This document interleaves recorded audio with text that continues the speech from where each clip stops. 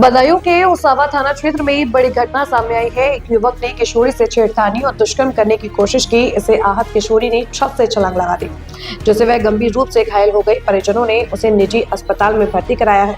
पीड़ित पक्ष की तहरीर पर पुलिस ने बृहस्पतिवार को आरोपी युवक के खिलाफ रिपोर्ट दर्ज कर ली है। उसावा थाना क्षेत्र के एक गाँव निवासी ग्रामीण ने बताया कि वे अपनी पत्नी का इलाज कराने 10 जनवरी को बरेली गया हुआ था। इसी दौरान उनकी पुत्री आलू के खेत पर लहसुन की पत्तियां तोड़ने गई थी। आरोप है कि गांव निवासी रोहित उसे जबरन सरसों के खेत में ले गया और उसके साथ छेड़छाड़ी की। शोर सुनकर आसपास के लोगों ने किशोरी को बचाया। इस पर आरोपी जान से मारने की धमकी देकर भाग गया। छेड़खानी से आहत किशोरी ने घर आकर छत से छलांग लगा दी, जिससे वह गंभीर रूप से घायल हो गई। ग्रामीण जब पत्नी के साथ घर लौटा तो उससे जानकारी हुई। ग्रामीण के मुताबिक बेटी ने बताया कि उसके साथ युवक ने दुष्कर्म का प्रयास किया और छेड़छाड़ी की। यही वजह रही कि बेटी ने आत्महत्या करने का प्रयास किया। इंस्पेक्टर वीरपाल सिंह ने बताया कि आरोपी के खिलाफ रिपोर्ट दर्ज कर ली है। आरोपी की तलाश की जा रही है। जल्द ही उसे गिरफ्तार कर लिया जाएगा। वाराणसी नगर निगम की ओर से हर साल 80 लाख रुपए कुत्ता और बंदरों पर खर्च किए जा रहे हैं। बावजूद इसके ये कंट्रोल में नहीं है। रिकॉर्ड के अनुसार अब तक 2000 बंदरों को पकड़कर नौगढ़ के जंगलों में छोड़ा गया है। 4000 कुत्तों का बंध्याकरण किया गया है। इसके बाद भी कुत्ते और बंदर से लोगों को राहत नहीं मिल रही। अदालत की टिप्पणी के बाद पिसौर में नए श्राम शेल्टर होम का प्रस्ताव शासन को भेजा गया है। यहाँ कुत्तों को रखा जाएगा। शहर में आवारा कुत्तों पर लगाम नहीं लग पा रही है। ये आवारा कुत्ते आए दिन लोगों को अपना शिकार बना रहे हैं। मंडलीय अस्पताल से मिले आंकड़ों के अनुसार रेबीज इंफेक्शन के 60 से 80 केस प्रतिदिन आ रहे हैं। आला अफसरों के बड़े बड़े दावों के बीच मुरादाबाद मंडल के जिले विकास की रफ्तार में बुरी तरह से पिछड़ गए हैं। मुख्यमंत्री डैशबोर्ड पर दिसंबर 2025 के विकास कार्यों से संबंधित जो रैंकिंग जारी हुई है, उसके मुताबिक प्रदेश के 75 जिलों में अमरोहा 67वें, मुरादाबाद 56वें और संबल 53वें स्थान पर है। दिसंबर 2025 की रैंकिंग में मंडल के रामपुर जनपद को छोड़कर मंडल के सभी जिलों की स्थिति खराब पाई गई है। सबसे खराब स्थिति अमरोहा, मुरादाबाद और संबल की रही। यह जिले विकास कराने में प्रदेश के 75 जिलों में 50 में भी जगह नहीं बना सके। अमरोहा पिछड़कर 67वें स्थान पर पहुंच गया है, जबकि मुरादाबाद को 56वां स्थान मिला है। तमाम विकास के दावों के बीच संबल 53वें स्थान पर है। यह रैंकिंग मंडल के विकास कार्यों की स्थिति बताने के लिए काफी है। आईपैक छापेमारी मामलों में ममता सरकार को सुप्रीम कोर्ट से भी झटका लगा है। सुप्रीम कोर्ट ने साफ कहा है कि अगली सुनवाई तक ईडी अधिकारियों पर दर्ज एफआईआर स्थगित रहेगी।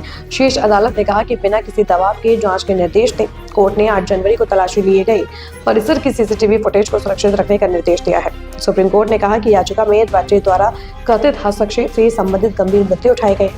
सुप्रीम कोर्ट ने 2 सप्ताह में मांगा जवाब। सुप्रीम कोर्ट ने पश्चिम बंगाल के मुख्यमंत्री ममता बनर्जी, पुलिस महानिदेशक राजीव कुमार को ईडी की याचिका पर नोटिस जारी किया, जिसमें उन पर राजनीतिक परामर्श लेने वाली कंपनी आईपैक के परिसर और इसके संस्थापक प्रतीक जैन के आवास पर ईडी की छापेमारी के दौरान दखल दिया गया है। अपने 70वें जन्मदिन पर बसपा की राष्ट्रीय अध्यक्ष मायावती ने वर्ष 2027 में बहुमत की सरकार बनाने का दावा किया और सोशल इंजीनियरिंग की रणनीति पर आगे बढ़ने की बात साफ कर दी।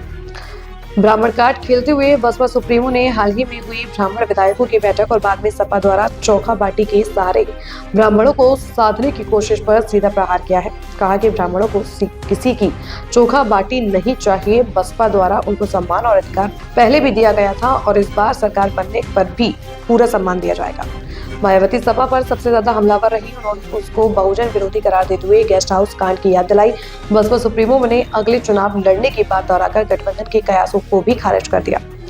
पार्टी मुख्यालय पर आयोजित पत्रकार वार्ता में बसपा सुप्रीमो ने कहा कि बहुजन मिशन के लिए अंतिम सांस तक संघर्ष जारी रहेगा। मैं न डरने वाली हूँ। सपा, कांग्रेस, भाजपा सहित अन्य पूरे देश में हमारे मूवमेंट को रोकने के लिए हर तरह के हथकंडे अपना रहे हैं। बहुजन समाज को गुमराह नहीं होना है। किसी भी चुनाव में बसपा किसी भी पार्टी के साथ गठबंधन नहीं करेगी, क्योंकि हर बार गठबंधन में बसपा को नुकसान होता है और दूसरे दल को फायदा। किंग जॉर्ज मेडिकल यूनिवर्सिटी के चर्चित यौन शोषण और लव जिहाद व मतांतरण के प्रयास के मामले में एक्शन शुरू हो गया है। इस प्रकरण की यूपी एसटीएफ ने जांच प्रारंभ कर दी है और केजीएमयू ने भी एक्शन प्रारंभ कर दिया है। केजीएमयू की कुलपति प्रोफेसर सोनिया नित्यानंद ने भी पैथोलॉजी में तैनात सैंपल कलेक्शन यूनिट के प्रभारी डॉक्टर वाहिद अली को उनके पद से हटाकर दूसरे विभाग भेज दिया है। इससे पहले डॉक्टर वाहिद अली की छुट्टी निरस्त की गई थी। कुलपति प्रोफेसर सोनिया नित्यानंद ने डॉक्टर वाहिद के स्थान पर पैथोलॉजी विभाग के प्रोफेसर डॉक्टर रश्मि कुशवाहा को फैकल्टी इंचार्ज बनाया है। पैथोलॉजी विभाग के जूनियर रेजिडेंट रमीजुद्दीन नायक पर यौन शोषण के साथ लव जिहाद व मतांतरण का प्रयास का गंभीर आरोप लगा है। भगौड़ा घोषित डॉक्टर रमीजुद्दीन को पुलिस ने गिरफ्तार कर जेल भेजा है। डॉक्टर वाहिद पैथोलॉजी विभाग के इंचार्ज थे। कुत्तों का आतंक बढ़ता जा रहा है। रोजाना 90 से 100 लोग कुत्तों के शिकार हो रहे हैं। पिछले साल पालतू कुत्ते के हमले से एक महिला की मौत हो चुकी है। कुत्तों पर अंकुश लगाने के लिए सुप्रीम कोर्ट में सुनवाई चल रही है। कुत्तों के कांटे पर हर्जाना लगाने की तैयारियां हो रही है। इसके बाद सरकार को लाखों रुपए रोज हर्जाना देना पड़ेगा। शहर में 1.25 लाख कुत्तों का आतंक है। लोगों का घरों से निकलना मुश्किल हो गया है। हालांकि कुत्तों पर अंकुश लगाने के लिए नगर निगम बंध्याकरण कर रहा है। अमेरिका की दादागिरी दिनों दिन बढ़ती ही जा रही है। कभी वो ग्रीनलैंड पर कब्जे करने की धमकी दे रहा है तो कभी ईरान पर हमला करने की बात कह रहा है।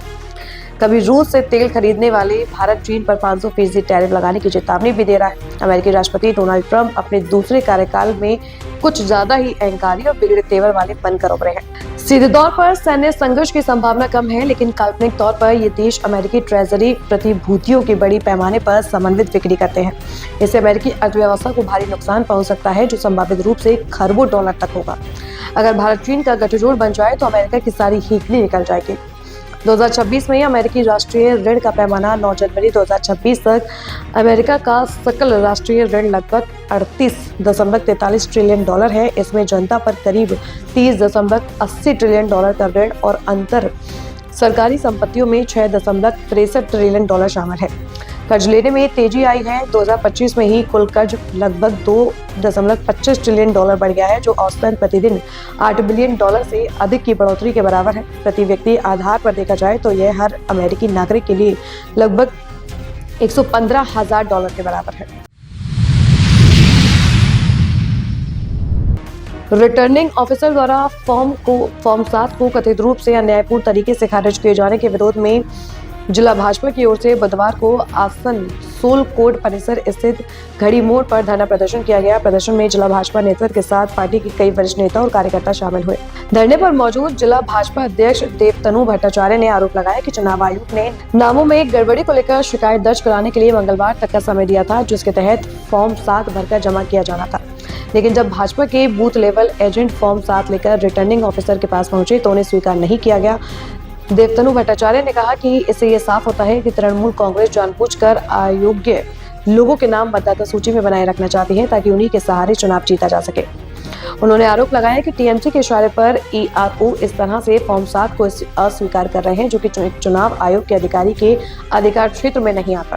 भाजपा नेताओं ने यह भी दावा किया कि पूरे देश में विशेष गहन पुनरीक्षण की प्रक्रिया सुचारू रूप से चल रही है और कहीं कोई समस्या नहीं है, लेकिन पश्चिम बंगाल में टीएमसी जानबूझकर इस प्रक्रिया में बाधा उत्पन्न कर रही है। धरना प्रदर्शन के दौरान भाजपा कार्यकर्ताओं ने चुनाव आयोग से निष्पक्ष कार्रवाई की मांग की है और चेतावनी दी कि यदि उनकी मांगों पर ध्यान नहीं दिया गया तो आंदोलन को और तेज किया जाएगा। बाराबंकी के हैदरगढ़ स्थित बारा टोल प्लाजा पर एक अधिवक्ता के साथ टोल कर्मियों द्वारा मारपीट की घटना के बाद अब जिले भर के अधिवक्ताओं में उबाल आ गया है। इस घटना के विरोध में सैकड़ों की संख्या में अधिवक्ताओं ने पहुंचकर टोल प्लाजा पर जोरदार प्रदर्शन किया, जिसके कारण भयभीत सभी टोल कर्मी भाग खड़े हुए और टोल प्लाजा पूरी तरह से निःशुल्क हो गया। हालात को नियंत्रित करने के लिए एसडीएम सहित कई थानों की पुलिस फोर्स मौके पर तैनात रही। बार एसोसिएशन के महामंत्री रामराज यादव ने इस घटना पर कड़ी नाराजगी व्यक्त की है। रामराज यादव ने कहा कि यह केवल एक वकील पर हमला नहीं बल्कि न्याय व्यवस्था और संविधान पर सीधा प्रहार है।